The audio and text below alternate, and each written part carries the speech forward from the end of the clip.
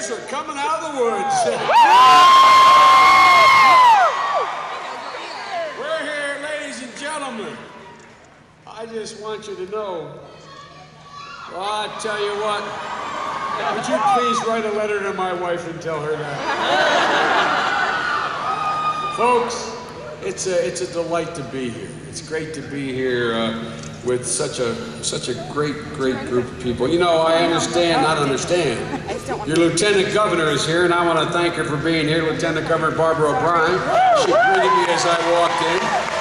Also, Federico Pena, the former Secretary of State and National Campaign Co-Chairman. And how about Betsy, man? I tell you what. Hey, Congressman Markey, I tell you. And I told him, look, I've been a senator for a long while. I know it looks it too. I got it.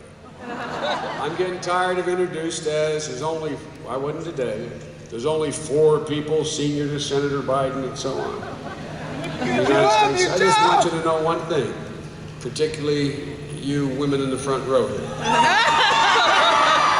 There are still 39 senators older than me. That's the only thing I want you to remember. I'm not used to being the old guy in this race, but I tell you what, you know, as I was telling your soon-to-be new Congresswoman, you know, if I were still chairman of the Foreign Relations Committee and I called her as a Congresswoman, she'd take my call. But I've been there for 8 vice presidents, 2 in one administration. But at any rate, 8 vice presidents. And let me tell you, when vice presidents call, congresspersons don't pay a whole lot of attention, you know. So I'm going to be up in the hill a lot. So you got to make Betsy promise one thing. When I call her, God willing, as vice president, she'll take my call and invite me to the office. Folks, I'm here with a simple, straightforward message. And it can be summed up in a few words. Change is on the way. Change is on the way. And folks, I can't tell you how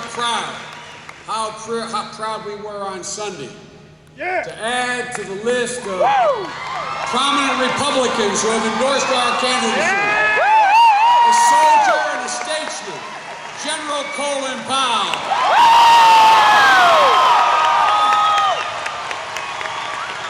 I've known General Powell for over 20 years. Matter of fact, I talked with him about an hour ago. He has one simple message. Joe, win. Win. Win. Look, Barack Obama and I have valued Secretary Powell's advice for some time, and his support is genuinely meaningful. I hope it finally puts to rest, and I think it's already put to rest.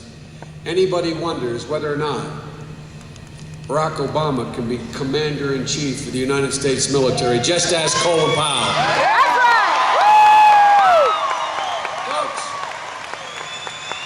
I want to remind you, things are feeling awful good right now, but I want to remind you, polls and endorsements do not determine the outcome of an election. Votes do. Yeah! Votes determine.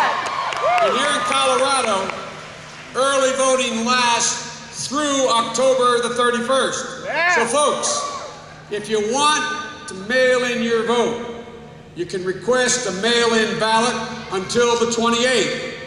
All the voting information you need is available on www.voteforchange.com. Go to it, vote now, vote early, get it out of the way.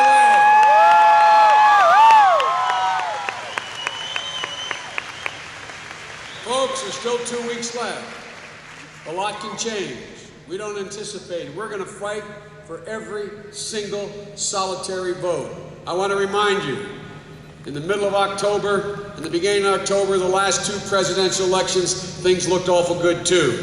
You know what these guys are going to do. They're going to throw everything from the kitchen sink to the bathroom sink and everything else they can find at Barack Obama and me between now and then. And we cannot forego one single solitary vote, ladies and gentlemen.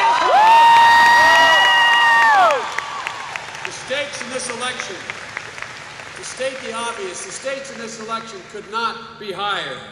People are asking questions as simple as they are profound. They're sitting around their kitchen tables and asking whether or not is my house still worth what it was when I paid for it. They're asking themselves, will the company that I work for, will they keep my health care? Are the rumors they're going to drop it? Is it real? Are we going to be able to retire? What about our savings? Will we be able to send our kid back to college next semester? There are conversations going on with real people all around Colorado, all around America. And ladies and gentlemen, too many people today, the American dream, for too many, the American dream is becoming a distant dream. Yeah. Folks, in the most recent debate, John McCain felt the need to declare that he was not President Bush. Yeah. Little expression, you ever heard it? He's as ugly as him. Have you ever heard it? He doth protest too much. Folks, and move this faster.